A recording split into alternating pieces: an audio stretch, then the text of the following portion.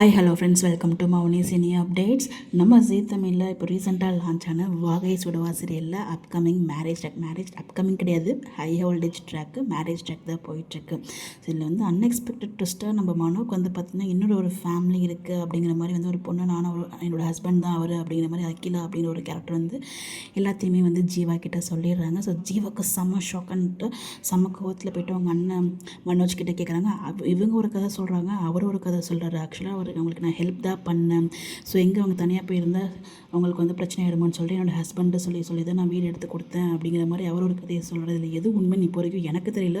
உங்களுக்கு எதுவும் கெஸ் இருந்தால் மறக்காம கமெண்ட்டில் சொல்லுங்கள். நான் அப்பப்போ தான் சீரியல் பார்த்துட்ருக்கேன், ரெகுலராக பார்க்குறது கிடையாது. ஸோ அதனால தான் சாரி. இதில் இந்த விஷயம் வந்து பார்த்திங்கன்னா கரெக்டாக இந்த கல்யாணம் நடக்குமா நடக்காதா அப்படிங்கிற மாதிரியே போயிட்டுருக்கு. ஸோ கரெக்டாக கல்யாணம் பண்ணுறது கொஞ்சம் நேரத்துக்கு முன்னாடி இந்த பொண்ணு ரூம் கழிச்சிட்டு போயிடுறாங்க. போனதுக்கப்புறம் நீ எதுக்காக கல்யாணம் போட்டு வந்திருக்க, நீ யார் அப்படின்னு விசாரிக்கும் போது என்னோட ஹஸ்பண்ட் அப்படிங்கிற மாதிரி சொல்லியிருக்காங்க. அதில் இன்றைக்கி எபிசோடு என் பண்ணியிருக்காங்க. இதில் எது உண்மை போயின்னு எனக்கு ஒன்றுமே புரியல. ஸோ மனோக்கும் வந்து எனக்கும் கல்யாணம் நடக்குமா, என்ன நடக்க போகுது அப்படின்ட்டு ஒன்றுமே புரியல. ஸோ வெயிட் பண்ணி பார்ப்போம். இந்த கதையில் என்ன தான் ட்விஸ்ட் வரப்போகுதோ தெரியலையே.